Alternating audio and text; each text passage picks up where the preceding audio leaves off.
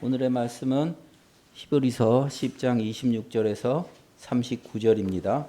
히브리서 10장 26절에서 39절 제가 봉독하겠습니다. 우리가 진리를 아는 지식을 받은 후 짐짓 죄를 범한즉 다시 속지 않은 제사가 없고 오직 무서운 마음으로 심판을 기다리는 것과 대적하는 자를 태울 맹렬한 불만이 있으리라. 모세의 법을 폐한 자도 두세 증인으로 말미암아 불쌍히 여김을 받지 못하고 죽었거든. 하물며 하나님의 아들을 짓밟고 자기를 거룩하게 한 언약의 피를 부정한 것으로 여기고 은혜의 성령을 욕되게 하는 자가 당연히 받을 형벌은 얼마나 더 무겁겠느냐. 너희는 생각하라.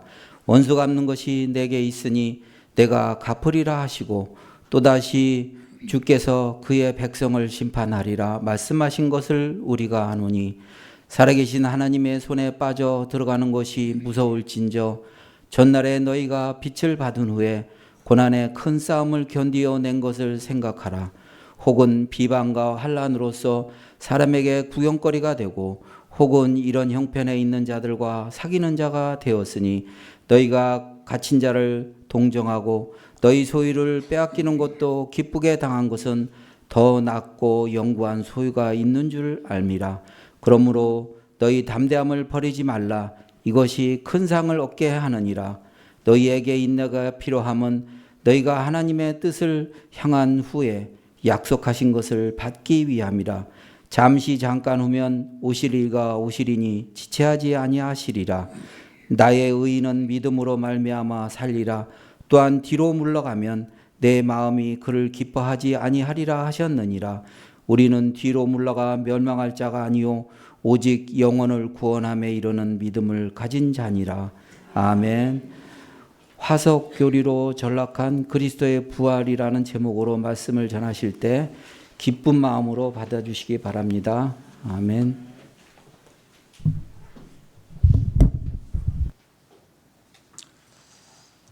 오늘 거의 많은 교회가 부활절이라고 해서 지키고 있습니다. 그런데 여러분 아시다시피 해마다 그 주일이 다르죠. 성탄절 같이 딱 날짜가 정해져 있으면 아마 기억하기 좋을 텐데 매년 부활주일은 다릅니다. 성경에 그렇게 나와서 그런 건 아니고요. 결국 교회에서 오래전에 그렇게 4세기에 정해 놓은 것입니다. 부활절은 이제 춘분이 지난 후에 만월이 그 만월을 기준으로 해서 그 다음에 오는 일요일 그날을 부활절이라고 해서 교회가 전통적으로 지키고 있습니다. 그래서 해마다 부활절이 다른 겁니다. 음력이 계속 바뀌잖아요. 음력으로 하는 거거든요. 이 부활을 영어로 레저렉션이라고 합니다. 영어 성경에 부활을 의미할 때 다 이 단어를 쓰고 있습니다. 그런데 부활절을 레저렉션 데이라고 하지 아니하고 영어에서 이스터 데이라고 합니다. 다르죠? 근데 이스터는 서양인들이 숭배하던 봄의 여신이라고 하는 데서 유래한 말이에요.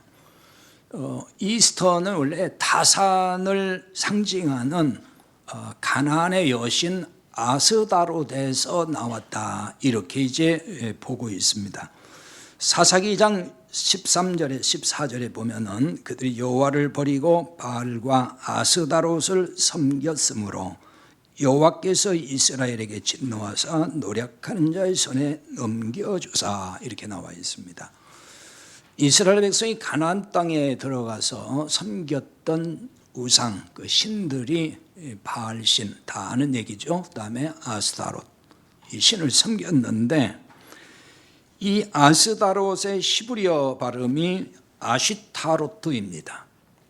그리고 이걸 바벨론식 표현은 이시타르라고 하고 그리스 헬라의 그 미의 여신이라고 알려져 있는 아프로디테 이 신이 바로 그 단어 이 단어에서 나왔다 이렇게 또 보고 있습니다.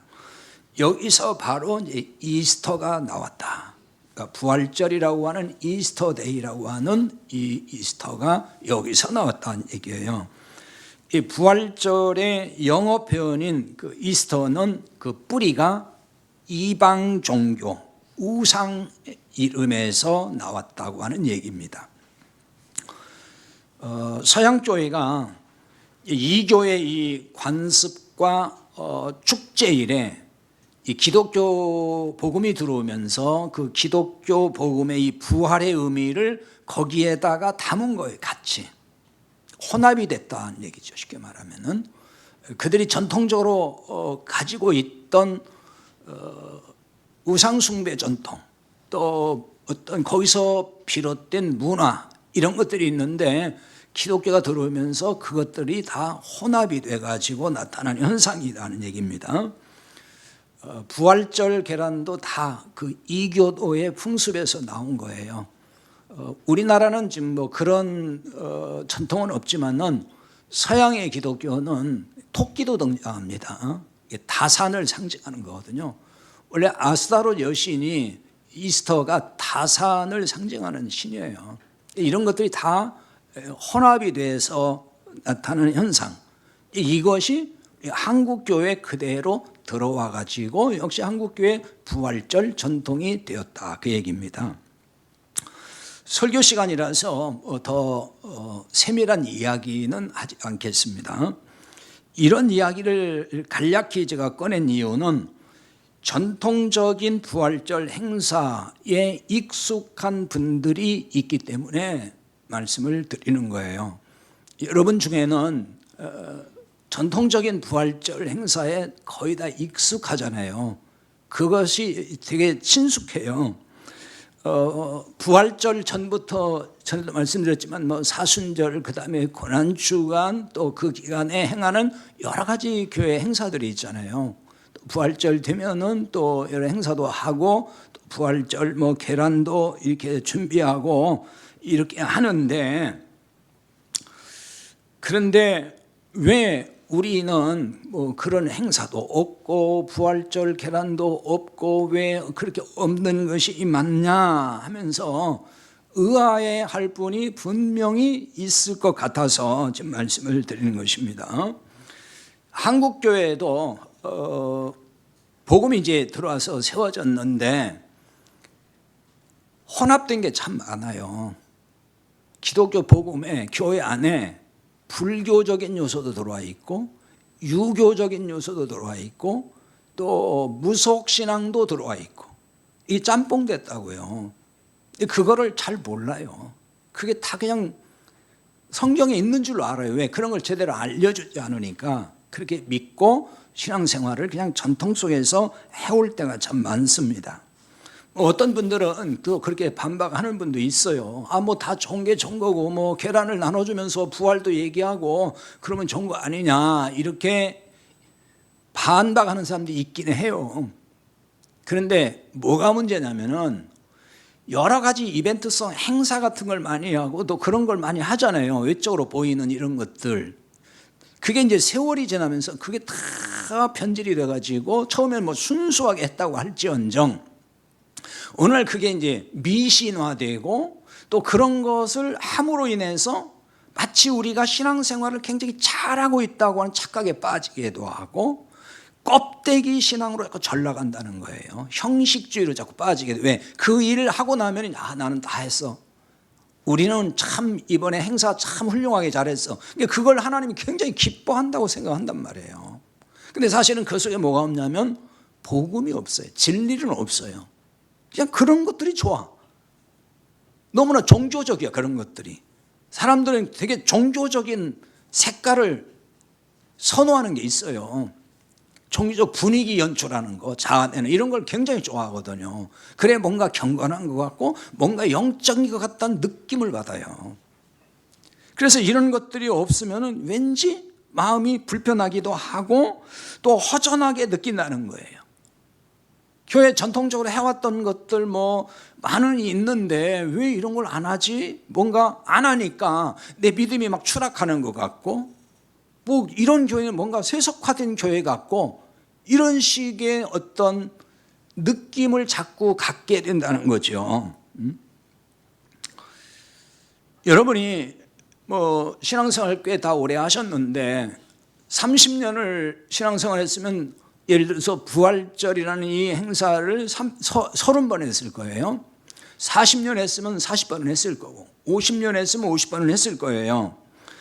이 과정에서 수많은 행사 또 수많은 교회 일들을 경험을 했을 겁니다. 그런데 진짜 이 부활신앙으로 살고 있느냐고 물으면은 그렇다고 말할 분이 몇 분이나 있을까요? 부활신앙의 그 생명, 그 신앙으로, 그 생명으로 살고 있느냐 하는 것입니다. 부활신앙과 상관없는 신앙생활을 정말 많이 하고 있습니다. 지금 한국교회는 전반적으로 화석화된 신앙의 길을 가고 있어요. 화석이 뭐죠? 화석이라는 건 한때 살아있는 동식물이었지만은 이 퇴적층에 매몰돼 가지고 돌로 굳어버린 거. 그 화석이잖아요. 이처럼 많은 교인이 교회만 다닐 뿐이지 영적으로는 돌같이 굳어 있어요.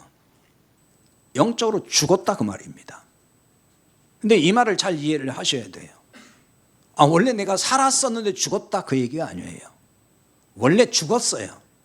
근데 살아있는 것처럼 착각했어요. 언제 착각하죠? 뭔가 행사를 많이 하고 이벤트 같은 거 많이 하고 거기 참여하고 그 역할을 하고 하면은 내가 마치 신앙이 살아있는 것처럼 착각한다고요. 그러다가 그런 걸 안 하니까 다 죽은 것 같은 느낌이 들어요. 근데 원래 그냥 죽은 거예요. 살아있는 것처럼 느끼게 해준 거지. 행사를 통해서. 원래 죽었단 말입니다. 원래가. 이 문제를 보여주는 것 중에 하나가 바로 부활 신앙이라는 거예요.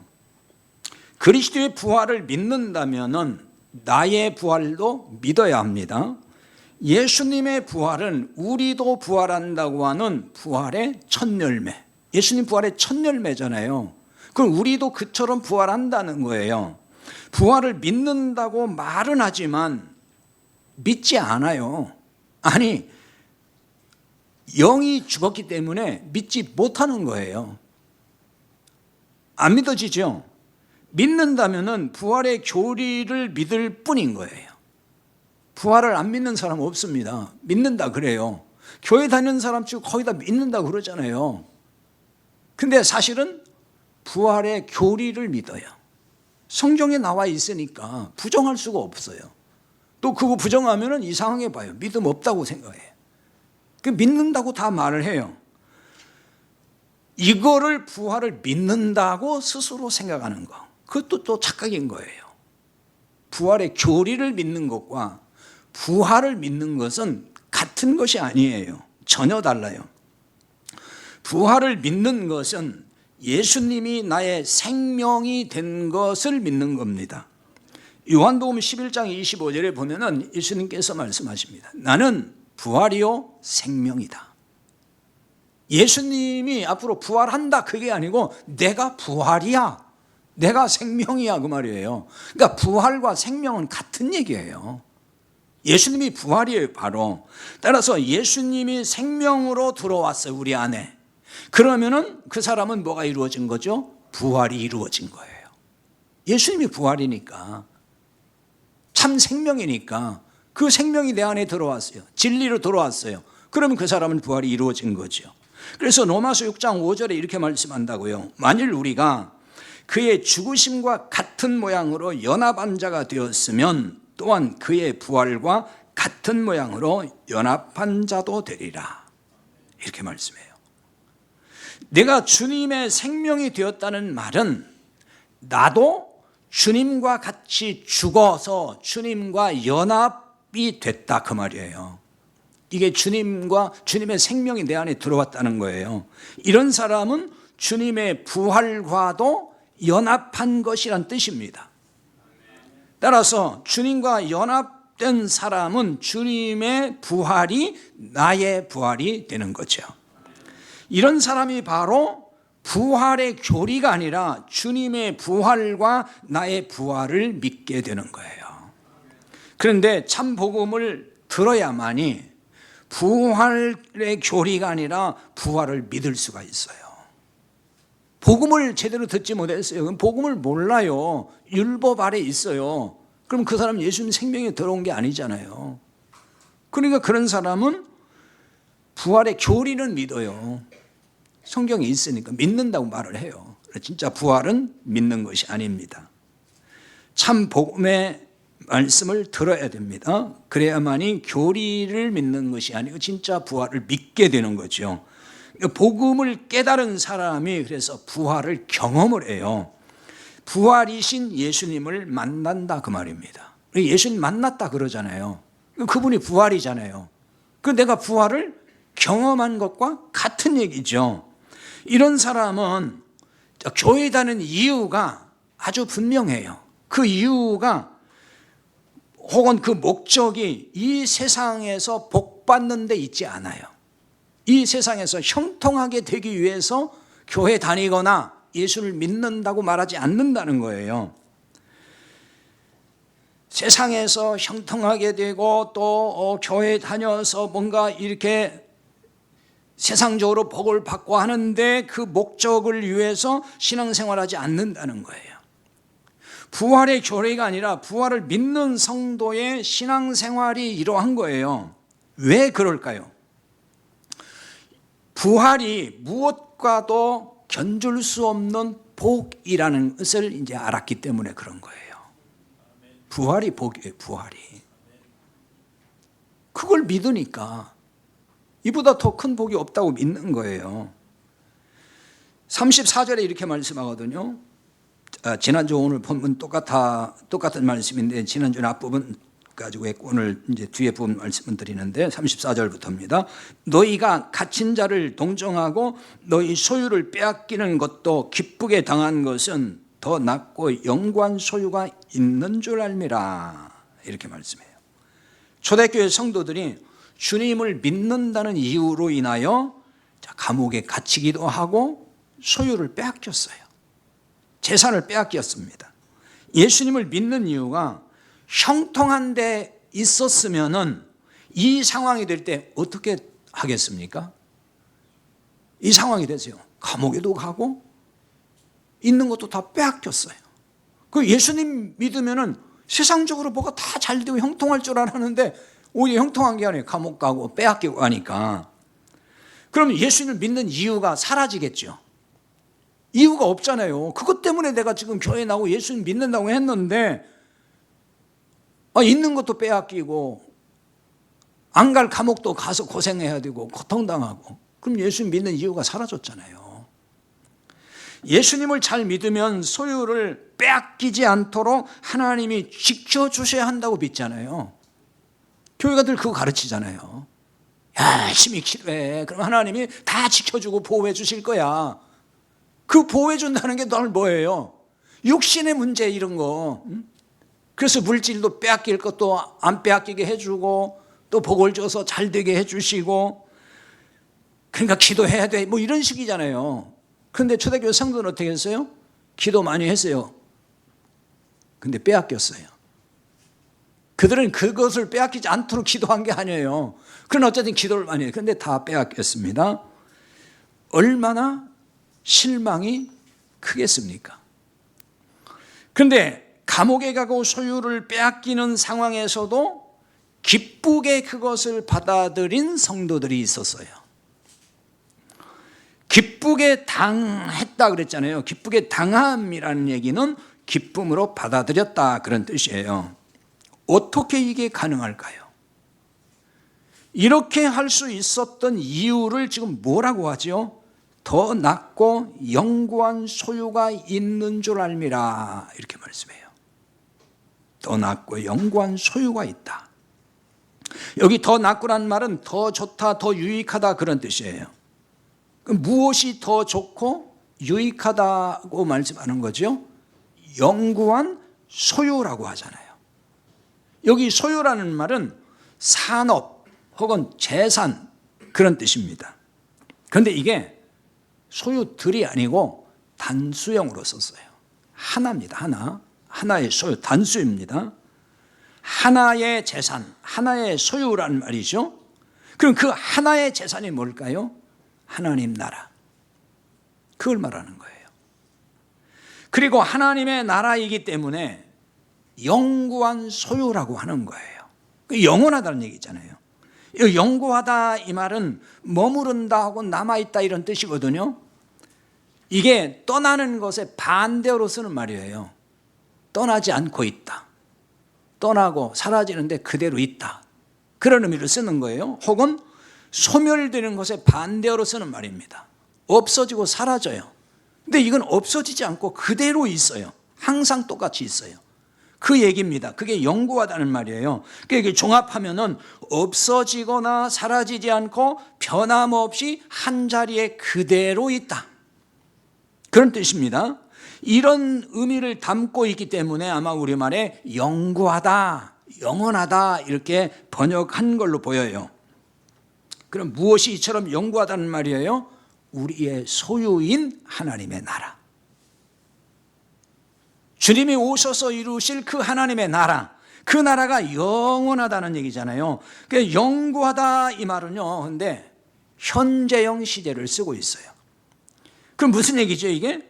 우리가 하나님 나라를 미래가 아니라 지금 소유한 상태라는 뜻이에요. 구원받은 사람에게는 지금 소유한 거예요. 앞으로 소유한다는 게 아니에요. 쉽게 말하면 이런 얘기죠. 하나님께서 법적으로 하나님 나라의 소유권을 우리에게 주셨다는 얘기예요. 지금 우리는 받은 자가 됐다. 자, 어떤 아들이 고향에 있는 땅과 집을 아버지에게 상속받았어요. 아버지가 미리 상속해 줬어요. 거기 살고 계셔요. 그리고 이 아들은 이제 은퇴하게 되면은 거기 가서 살 계획이 있습니다. 그런데 소유권을 다 이전해 가지고 등기 완료했습니다. 아버지는 살고 계셔요. 그러나 이 아들은 아직 살고 있진 않아요. 그렇지만 그 땅과 집은 누구 거예요? 아들의 소유잖아요. 법적으로 다 옮겨놨으니까. 이와 같은 거예요. 하나님 아버지가 아들 삼은 우리에게 하나님 나라를 상속해 주셨어요. 그걸 성경은 늘 우리에게 기업으로 주셨다 그러잖아요. 그 말이에요. 지금은 우리가 여기서 우리 육체를 입고 살고 있지만은 장차 상속받은 하나님 나라에서 영원히 살 거란 말이에요. 아직 그 나라에서 살지 않았어도 현재 누구의 소유라는 거죠?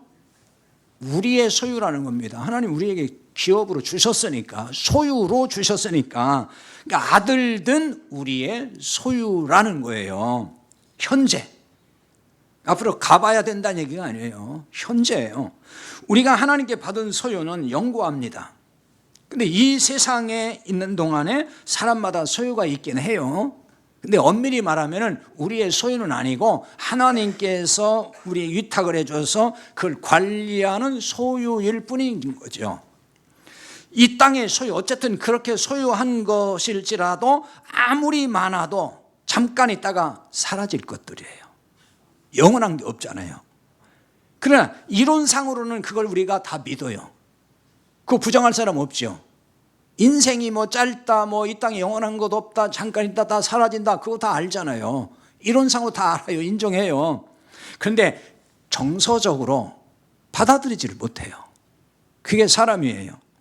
그래서 잠깐 있다가 없어질 소유에 집착하며 사는 거예요. 여러분 돈에 집착하지 않나요? 그렇죠. 돈을 뭐 똥으로 보고 사는 사람이 있어요? 돈 좋아하잖아요. 근데 그게 잠깐 있다가 없어질 것들인데도 불구하고 우리는 그렇게 살아요. 그걸 몰라서가 아니에요. 알지만 그렇다는 거예요. 그래서 그 소유에 집착을 하는 거고, 근데 그 소유가, 내 소유가 누구에게 뺏기거나 또 억울하게 손해를 당하면은 못 참아요. 잠을 못 자고 분해하고. 아니 잠깐 있다 없어질 것들인데 뭐 좀 사라지면 어때요? 근데 그게 안 되는 거예요. 그렇죠? 몰라서가 아니에요. 알지만 내 마음에 정서적으로 그게 잘 안 된다는 얘기죠. 하나님이 주신 소유는 영원합니다. 하지만 땅의 소유는 잠깐이에요. 그러니까 이것을 실감하고 살았던 사람들이 초대교회 성도들이에요. 따라서 소유를 박해자에게 강탈당하고도 기쁘게 받아들일 수가 있었다는 거예요. 영구한 소유가 있는 줄 알미라고 했잖아요. 여기 안다라는 이 동사의 시제도 현재형이에요. 현재 알고 있다는 뜻이 됩니다. 그러니까 앞으로 알 것이 아니에요. 지금 알고 있는 상태로 살고 있다 그 말이에요. 소유를 빼앗기고 힘들어할 성도들에게 이 사실을 주지하고 있다는 얘기예요. 지금 다시 이렇게 일깨우고 있는 거예요. 모르는 걸 새로 알려주는 게 아니에요. 이걸 이미 알았어요. 그런데 너무너무 힘들어요. 박해가, 핍박이, 또 빼앗기고 사는 게 너무너무 지금 고통스러워요. 그러니까 자꾸 그걸 까먹으니까 다시 상기시켜 주는 거예요. 알려주는 겁니다. 이 땅의 소유를 다 빼앗겼어도 우리에게는 영원한 소유가 있지 않느냐, 그거 알고 있지 않느냐, 우리 지금 그거 알고 있지 않느냐, 바로 이 말인 거예요. 그래서 성도들에게 위로하고 용기를 주고 하는 것입니다. 그러므로 뭐라고 하냐, 담대함을 버리지 말라 이렇게 얘기해요. 35절입니다. 그러므로 너희 담대함을 버리지 말라. 여기 담대함이란 이 말, 이 담대하다는 말은 말하는 데 있어서 두려움이 없다 그런 뜻이에요. 이 담대함이라는 게 막 무서운 일이 생겨서 담대한다 뭐 그런 얘기가 아니고 말을 하는데 두렵지 않게 용기 있게 말을 한다 그 얘기예요. 그런 뜻입니다. 이게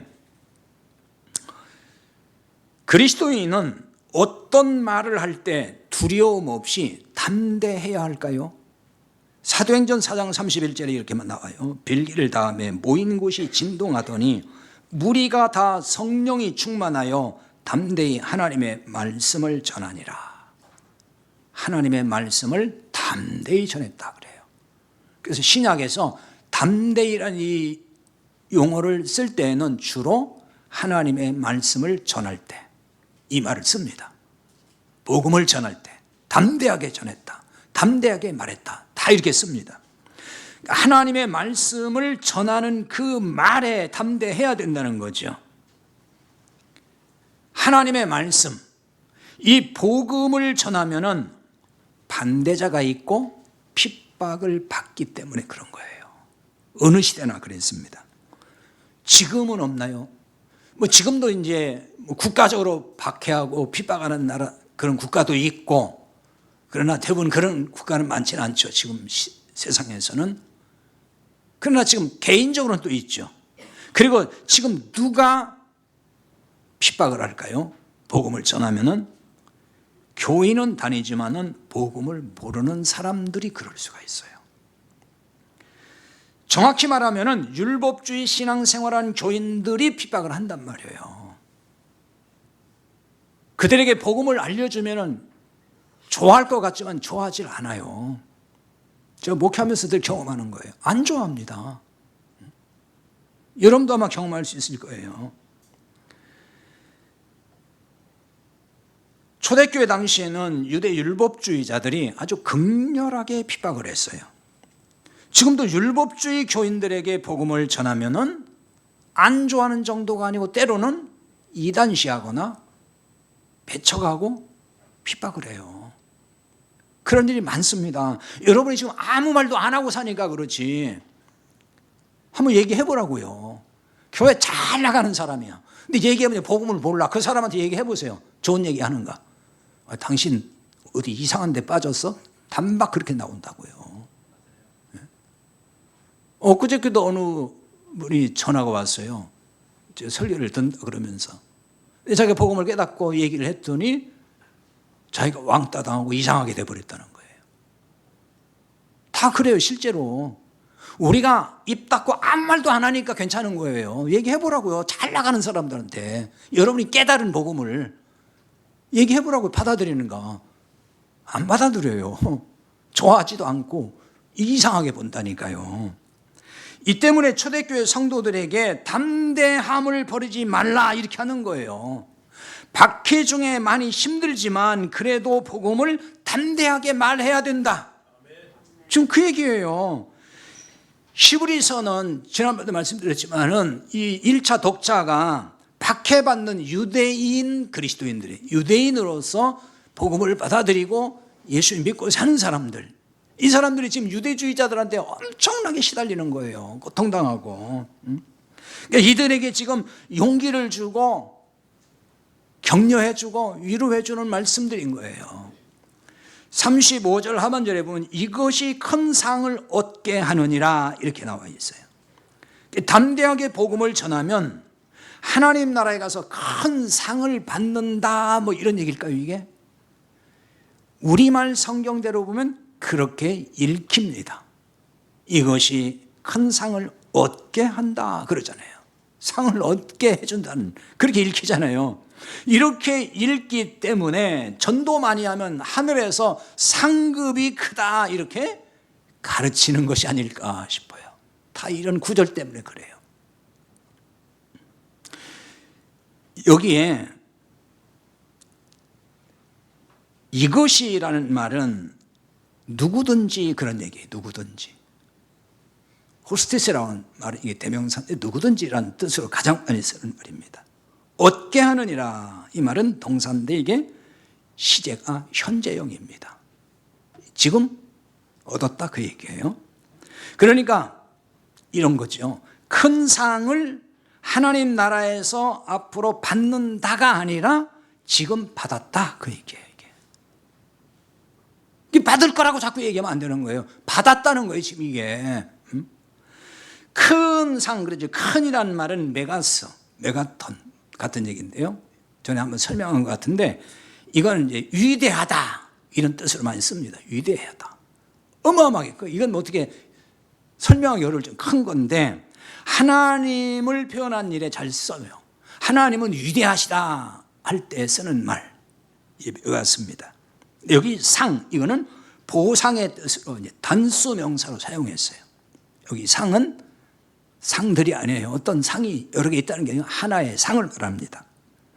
따라서 큰 상이라는 얘기는 하나님 나라를 소유로 주시는 것, 그걸 의미하는 거예요. 하나님 나라라는 하나의 상밖에 없다 그 얘기예요. 그래서 단수예요. 그런데 하나님 나라에 가서 상급 받는다고 얘기하는 사람들은 차등 상급론을 주장하잖아요. 그럼 차등 상급이 뭐예요? 상이 하나만 있다는 얘기예요?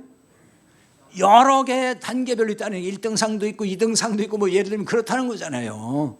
얼마만큼 충성했느냐, 얼마만큼 돈을 냈느냐, 얼마만큼 뭘 했느냐에 따라서 상이 달라진다 그러잖아요. 그게 차등 상급론이에요. 우리 한국에 만연하고 있잖아요. 그래서 그것도 상 받겠다고 열심히 하잖아요. 상 받겠다고. 자꾸 그런 얘기를 해야 사실 예배도 이렇게 안 빠지는데 그렇게 설교 안 하니까 빠진다니까요. 상이 상관없으니까. 상 받는다고 자꾸 해야만, 복 받는다고 해야만이 예배도 안 빠지고 뭣도 안 하고 그냥 다 잘한다고요.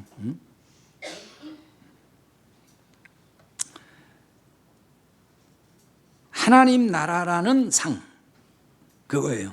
위대한 하나님 나라라는 상을 값없이 보상해 주셨다는 거예요. 언제요? 지금. 구원받은 자에게는 지금 받았다 그 말이에요. 현재 이렇게 위대한 상을 받았으니 담대함을 버리지 말라 그 말이에요. 지금 하나님 나라에서 상 받을 걸 바라보고 담대하게 복음을 전하라 그 말이 아니에요. 우리 항상 그렇게 얘기하잖아요. 아이고 좀 힘들어도 어려워도 하나님 나라가 상 받을 것 있잖아. 그러니까 그거 바라보고 열심히 좀 전도해, 열심히 충성해 이렇게 하잖아요. 항상 교회가 항상 그렇게 가르치잖아요. 지금 얘기 그 말이 아니에요.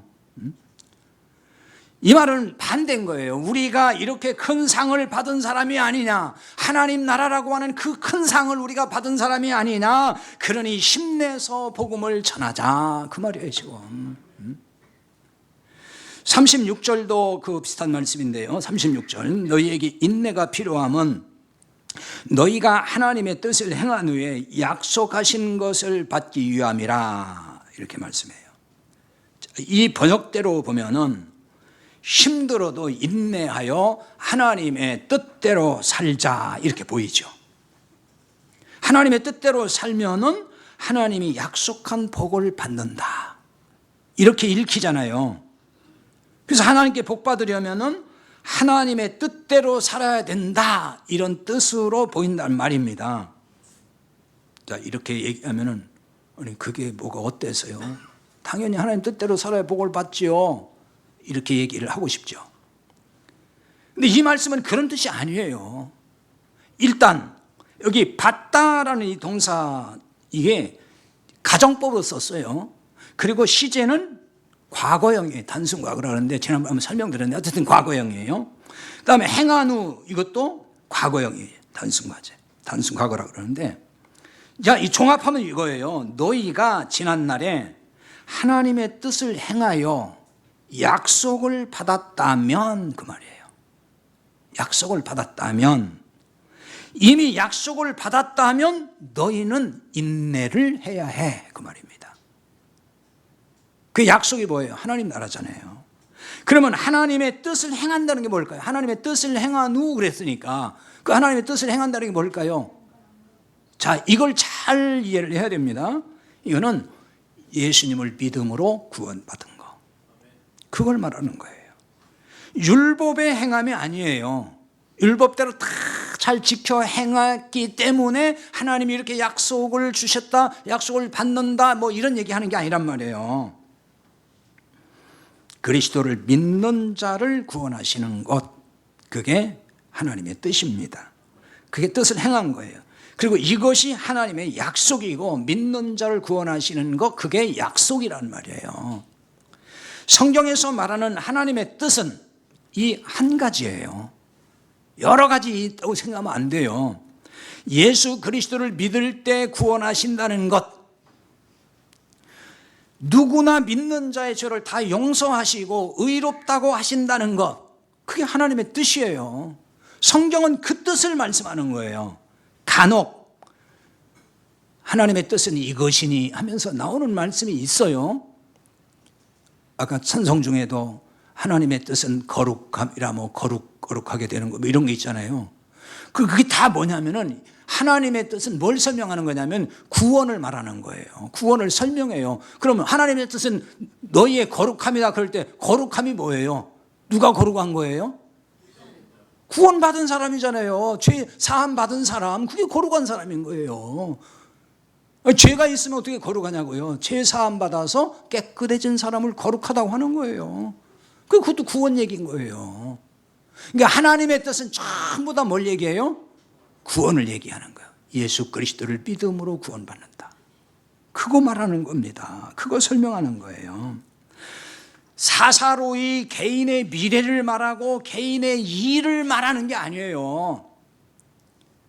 개인의 문제를 놓고 막 예언기도 받으러 가고 뭐 기도 받으러 가는 분들이 있죠. 여러분도 혹시 있어요? 한국교회 참 많아요. 왜 가느냐고 하면은 하나님 뜻을 구하러 간대요. 아니, 하나님의 뜻을 구하려면 직접 물어보면 되는 것이 뭘 자꾸 누구한테 가서 물어보냐고요. 어? 그리고 엉뚱한 하나님의 뜻을 자꾸 구한다니까요. 어떤 분이 뭐 강남에 집이 한 채가 있는데 이게 지금 팔아야 하나님의 뜻인지 놔둬야 하나님의 뜻인지 물어봐 달라고 예언 기도하는 사람한테 가서 기도를 받아요. 그럼 하나님 뭐라고 하시겠어요? 네? 땅을 사야 되는지 팔아야 되는지 하나님 뜻이 뭔지 뭐 묻고 그런데요. 여러분 하나님의 뜻은 그런 거 없어요. 그런 거 얘기 안 해요. 시시콜콜하게 개인의 뭐 미래가 어떻고 뭐 어떤 일을 해야 되고 심지어 어떤 사람은 뭐 하나님이 뭐 뜻을 늘 보여준다라 뭐 부산 갈 때도 뭐 어떤 때는 비행기 타고 가라고 했다 어떤 때는 기차 타고 가라고 했다가 뭐 그런데 하나님이 그런 분 아니에요.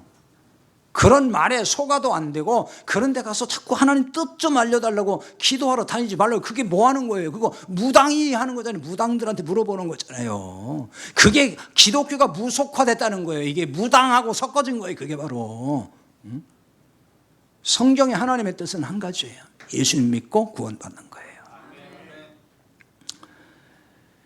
따라서 36절을 고난 중에 잘 참아야 약속한 복을 받는다라고 해석하면은 그건 안 되는 거예요. 율법주의 신앙생활 하는 사람들이 이렇게 해석하는 거예요.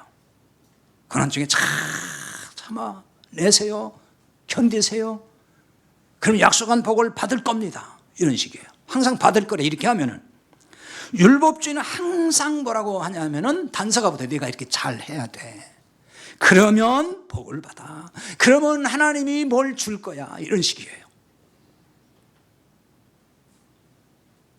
이 부분이 정리가 돼야 돼요. 그러니까 율법주의 신앙과 복음적 신앙의 차이가 여기에 있어요. 율법주의 신앙은, 자, 쉽게 말씀드릴게요. 율법주의 아니까 어렵게 들리죠? 어려운 게 아니에요. 그냥 쉽게 말하면은 율법주의 신앙은 내가 하나님 앞에 상을 받기 위해서 혹은 이 땅에서 복을 받기 위해서 내 열심히 힘들어도 참고 견디면서 충성하고 돈 바치고 이러는 거예요. 그걸 통해서 내가 받겠다고. 그걸 율법주의라고 하는 거예요. 그러면 또 이제 모르는 사람은 그렇잖아요. 그게 뭐가 어때서? 당연히 그래야 되는 거 아니에요? 복음적 신앙은 반대예요. 항상 반대로 생각해 주면 돼요. 다시 말하면은 상을 받았잖아요. 우리가 하나님 나라를 상 받았잖아요. 구원 받았잖아요. 그게 복이에요. 복을 받았잖아요. 그 복을 받았기 때문에 하나님께 충성하는 거예요. 한국교회를 율법주의 신앙이라고 제가 비판한 이유가 다 여기에 있어요. 그냥 공연히 그냥 쓰잘데없이 그냥 트집 잡는 거 아니에요. 이 땅에서 복받기 위해서 하나님 나라에 이 땅에서 복받기 위해서 뭘 이렇게 잘해야 되고 그 다음에 또 이제 죽어서 하나님 나라 가서는 상급 받기 위해서는 충성해야 되고 봉사해야 되고 뭘 받다 바쳐야 되고 이러잖아요. 땅에서는 복받고 죽어서는 상급 받고 꼭 먹고 알 먹고 그런 식이잖아요. 결국은. 그러니까 몸을 바치고 물질을 바치고 충성 봉사하면 복을 받는다고 가르친단 말이에요. 상 받는다고. 또 혹은 이제 그걸 또 포괄적으로 말씀대로 살아야 복 받는다 이렇게 말을 하잖아요. 이런 말만 들으면 또 당연히 말씀대로 살아야지 무슨 얘기예요. 또 이렇게 나온다니까요. 이런 가르침은 복음이 아니에요. 이걸 분별해야 돼. 이건 복음이 아니에요. 항상 여러분 들을 때 설교할 때 뭘 이렇게 하셔 이렇게 하셔 그 복 받습니다 이러면 그건 복음 전하는 게 아니에요. 그 사람은. 그건 율법을 문자대로 얘기하는 거예요. 사람의 계명이 그게 바로 이렇게 하라 저렇게 하라. 이런 가르침을 율법주의라고 하는 거예요. 우리의 충성과 노력으로 복을 받을 수 있다고 주장하기 때문에 그런 거예요. 성경은 줄곧 우리의 충성이나 노력으로 복을 받을 수 없다고 가르쳐요. 있다고 가르치는 게 아니란 말이에요. 자, 그러면 또 여기서 이제 부딪히죠. 아이 무슨 말씀이에요? 구약에 보면 막 순종하면 이렇게 복 받는다 저렇게 복 받는다 들어가도 복 받고 나가도 복 받는다 막 그렇게 했는데 구약에 말씀이 다 있는데 무슨 얘기를 그렇게 하냐고 또 이러죠. 항상 구약 율법에 반드시 나와 있어요. 그렇게. 근데 그게 그렇게 문자들 읽는 그런 뜻이 아니에요. 그걸 다 설명을 그전에 한 적이 있는데 그냥 간단히 설명하면 이거예요. 그거는 뭐냐? 우리가 할 수 없다는 걸 깨닫게 해주는 말씀이에요. 내가 이 율법대로 다 지켜봐라 그거예요. 지킬 수 있는가? 여러분 이걸 깨닫는 사람들이 누가 깨닫냐면 열심히 진짜 말씀대로 살아보겠다고 죽을 둥 살둥 모르고 해봤던 사람들이 그걸 깨달아요. 이런 얘기가 이제 수긍이 되는 거예요. 왜? 해봤더니 내가 안 되거든. 못 사는 걸 알아요 내가. 근데 그렇게 안 산 사람들은 이런 말이 그렇게 심각하게 안 들려요. 안 해봤으니까 될 것 같기도 하고 이런 생각이 든다니까요. 열심히 여러분 말씀대로 한번 살아보라고요. 문자 그대로 살 수 있는가. 그냥 손 든다니까요. 하나님 저 못해요. 할 수가 없어요. 그거 깨달으라는 거예요. 그런데 대부분 교회에서는 우리가 할 수 있다면서 한번 해보라 그러잖아요. 행하라 그러잖아요. 그래 복 받는다고. 할 수 없는 걸 하라고 한다고요. 할 수 없는 걸. 그거는 목사도 못해요. 근데 그걸 자꾸 하라고 그래요. 자, 그걸 알려주는 게 갈라디아 3장 10절이에요. 여러분 잘 아는 말씀. 이런 걸 읽을 때 그냥 읽지 말아요. 그러니까 이렇게 다 연결해야 돼. 갈라디아 3장 10절. 무릇 율법 행위에 속한 자들은 저주 아래 있나니 기록된 바 누구든지 율법책에 기록된 대로 모든 일을 항상 행하지 아니하는 자는 저주 아래 있느니라 하였음이라. 그랬어요. 율법책이 나오죠. 율법책이 성경이에요. 성경은 넓은 의미에서 율법책이에요. 그 율법책에 기록된 대로 모든 일을 항상 할 수 있어요? 행할 수 있어요? 모든 일을 항상 해요. 모든 일을 항상 해요. 할 수 있냐고요? 죽었다 꺼내도 못해요. 저도 못해요. 절대로 못해요. 이렇게 모든 일을 항상 말씀대로 행하지 아니하면 어디 있다? 저주 아래 있다 그러잖아요. 저주 아래 있어요. 이 말은 우리가 모든 율법 행위에 속하여 저주 아래 있었다는 뜻이에요. 우리가 원래 그런 존재였어요. 그런데 예수님이 오셔서 율법의 저주 아래 있는 우리를 거기서 끄집어냈잖아요. 이걸 우리를 건지셨다, 구원했다 이렇게 말 좀 하는 겁니다. 갈라디아 3장 13절이 그 말씀이잖아요. 그리스도께서 우리를 위하여 저주를 받은 바 되사 율법의 저주에서 우리를 속량하셨으니 기록된 바 나무에 달린 자마다 저주 아래 있는 자라 하였습니다. 율법의 저주에서 우리를 속량했다, 거기서 건져냈다 그 말이에요. 구원하신 거예요. 율법의 저주에서 우리를 속량하심으로 그건 결국 무슨 얘기냐면은 우리를 의롭게 하셨다 같은 얘기예요. 그래서 에베소 1장 7절과 골로새 1장 14절인데 보면은 그 아들 안에서 그리스도의 피가 우리를 속량하셨다. 그리고 나서 설명 뒤에 붙인 말씀이 뭐냐? 곧 죄사함을 얻었다 그래요. 그러니까 그 속량은 결국 우리의 죄사함으로 이어진 거죠. 죄를 사해 주셨으니까 우리가 의로워진 거예요. 로마서 4장 25절에 보면은 이제 예수님이 부활하심으로 의롭다고 하신 것을 증명해 주셨다는 얘기예요. 예수님을 속량하심으로 의롭게 하셨는데 그럼 그것을 확증하는 증거하는 것이 뭐냐? 그 예수님 부활이라는 거예요. 로마서 4장 25절 이렇게 말해요. 예수는 우리가 범죄한 것 때문에 내줌이 되고 또한 우리를 의롭다 하시기 위하여 살아나셨느니라 그래요. 우리의 범죄함 때문에 내줌이 됐다. 십자가에 죽으셨다는 거예요. 그리고 우리를 의롭다고 하시기 위해서 살아나셨다. 부활하셨다는 말이에요. 그러니까 부활은 우리의 의롭게 된 것과 굉장히 중요한 관계가 있어요. 이런 점에서 예수님의 부활이 없으면은 이 십자가 죽음의 의미를 믿기가 어렵다 그 얘기예요. 십자가에서 그냥 우리 죄를 위해서 죽으셨어. 그리고 끝났어. 그러면 우리가 진짜 의롭게 된 거야? 진짜 구원받은 게 맞는 거야? 이렇게 생각할 수밖에 없다는 거예요. 예수님의 부활은 우리가 의롭게 되었고 구원받았음을 확증해 주는 바로 그 증거라는 거예요. 그걸 알려주는 게 베드로전서 1장 3절이에요. 우리 주 예수 그리스도의 아버지 하나님을 찬송하리로다. 그의 많으신 긍휼대로 예수 그리스도를 죽은 자 가운데서 부활하게 하심으로 말미암아 우리를 거듭나게 하사 산 소망이 있게 하시며, 예수 그리스도를 죽은 자 가운데서 부활하게 하심으로 말미암아 우리를 거듭나게 했어요. 이 거듭났다는 게 뭐예요? 그게 의롭게 됐단 말이에요. 똑같은 거예요. 죄에서 용서받았어요. 사함받았어요. 그래서 의롭다고 하잖아요. 그 사람이 누구예요? 그게 거듭난 사람이에요.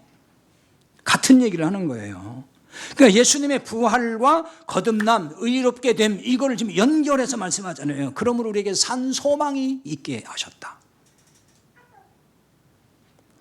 이 확증을 구체적으로 누가 할까요? 로마서 8장 11절입니다. 예수를 죽은 자 가운데서 살리신 이의 영이 너희 가운데 거하시면 그리스도 예수를 죽은 자 가운데서 살리신 이가 너희 안에 거하시는 그의 영으로 말미암아 너희 죽을 몸도 살리시리라. 아멘. 예수를 죽은 자 가운데서 살리신 이의 영, 성령이 있죠. 이 성령이 우리 안에 거하시면 성령으로 인해서 죽을 몸을 살리신다는 거예요. 죽을 몸을 살린다는 거 봐요. 쉽게 말하면 우리가 죽어도 부활한다 그 얘기네요. 우리 육체 부활한다는 것입니다. 예수를 죽은 자 가운데서 살리신 이의 영, 그 성령이 그렇게 하는 것입니다. 그러므로 성령이 임한 사람은 부활의 교리를 믿는 게 아니고 부활을 믿어요. 부활을 믿으면은 이 믿음으로 이제 사는 거죠. 38절이 그거예요. 나의 의인은 믿음으로 말미암아 살리라. 또한 뒤로 물러가면 내 마음이 그를 기뻐하지 아니하리라. 나의 의인은 그랬죠. 나의 의인 누굴까? 이거 하박국 2장 4절을 인용한 건데요. 나의 의인이란 말은 하나님의 은혜로 죄사함 받고 의롭게 된 사람. 하나님의 의인이에요. 그러니까 하나님 의롭게 한 사람. 그래서 이런 사람이 누구냐면 부활의 영, 성령이 임한 사람이에요. 성령은 부활의 영이잖아요. 그리스도의 영, 부활하신 주님이 오신 거니까 성령이. 그러니까 그게 부활의 영이고 성령이 임한 사람. 그래서 이걸 다른 말로 말하면 부활을 경험한 사람인 거예요. 영적으로 죽었던 우리가 살아난 경험, 이게 부활 경험이에요. 그러니까 부활은 우리 육체가 나중에 부활하는 것도 부활이지만은 그 이전에 영이 부활해요. 우리 영이 죽었잖아요. 죽었던 우리를 살리셨다. 영이 먼저 부활한단 말이에요. 이런 점에서 의인은 부활한 사람이다. 이렇게 말할 수 있어요. 지금 영적으로 부활한 사람은 육신이 죽어도 주님 오실 때에 생명의 부활로 나타나는 것입니다. 우리가 부활하신 주님과 연합하여 주님 안에 있기 때문에 이 부활이라는 것은 그냥 자연스럽게 되는 거예요. 죄를 사함받고 영이 살아나는 것이 하나님의 은혜로 값없이 되었잖아요. 장차 있을 부활도 역시 값없이 성취되는 거예요. 우리가 뭘 잘해서 되는 게 아니에요. 그래서 복음이라고 하는 거예요. 율법의 행함에 의해서 결정되는 게 아니란 말이에요. 따라서 의롭게 된 사람은 주님 오실 때까지 이 믿음으로 사는 겁니다. 이런 사람은 율법으로 돌아가지 않는다는 거예요. 이제 이게 바로 뭐냐? 뒤로 물러가지 않는다 그 뜻이에요. 뒤로 물러가지 않아요. 뒤로 물러가면 하나님이 기뻐하시지 않는다 그랬잖아요. 뒤로 물러갈 수가 없어요. 38절에 보면 뒤로 물러가면 이 말이 나왔는데 이것도 사실은 가정법이에요. 만약 뒤로 물러간다면 그 말이죠. 그러니까 뒤로 물러간다는 말은 박해를 견디지 못해서 율법으로 돌아가는 걸 의미하는 거예요. 율법주의자 너무 힘들게 하니까 그냥 다시 율법으로 돌아가는 거. 그걸 말합니다. 근데 지금 가정법이라고 그랬잖아요.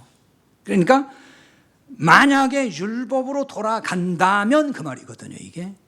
그러나 실제로 복음을 깨닫고 주님 안에 있는 사람은 율법으로 돌아가겠어요? 안 돌아가겠어요? 안 돌아간다는 거예요. 돌아갈 수가 없죠. 여러분이 뭐 핍박을 좀 받는다 그래가지고 율법으로 돌아가겠습니까? 돌아갈 사람 없을 거예요. 39절에 보면 우리는 뒤로 물러가 멸망할 자가 아니요 오직 영혼을 구원함에 이르는 믿음을 가진 자니라. 이게 그 말이에요. 여기서 구원이란 말은 우리가 흔히 쓰는 구원이란 뜻은 아니에요. 원래 성경에서 구원이란 단어는 소테리아 그러거든요. 여기 단어는 그 단어가 아닙니다. 페리포이에시스라고 하는 단어인데 이거는 보존 그런 뜻이 보존한다 혹은 소유 이런 뜻이 있습니다. 영혼을 구원함에 이른 믿음이라는 얘기는 영혼을 보존하는 믿음이란 뜻이 돼요. 영혼을 보존하는 믿음. 구원받은 사람을 말하는 거예요. 앞으로 이렇게 잘하면은 구원을 받을 거야가 아니에요. 구원을 받았다는 얘기죠. 많은 교인이 예수님의 부활을 믿는다고 하면서도 율법주의에 빠져 있어요. 많은 사람들이. 이런 교인은 진짜 부활을 믿는 게 아니고 부활 교리를 믿는 거예요. 은혜의 복음을 모르면서 부활을 믿는다 그러면은 화석화된 부활 교리, 화석화된 부활을 믿는 거죠. 영이 죽은 자이기 때문에 그렇습니다.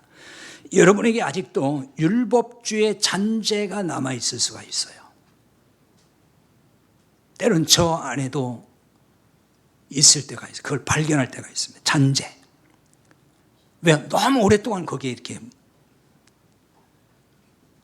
빠져 있었기 때문에 오늘 보면 잔재가 더 있어요. 이제는 복음의 진리를 바로 깨달아서 이 율법주의 잔재마저도 다 없애버리고 완전히 벗어나야 됩니다. 이렇게 될 때 부활신앙으로 죄와 사망에서 자유할 수 있게 되는 것입니다. 그러면 살아있는 부활신앙으로 인해서 어떤 박해나 고난도 이기고 승리하기를 바랍니다. 같이 기도하십시다.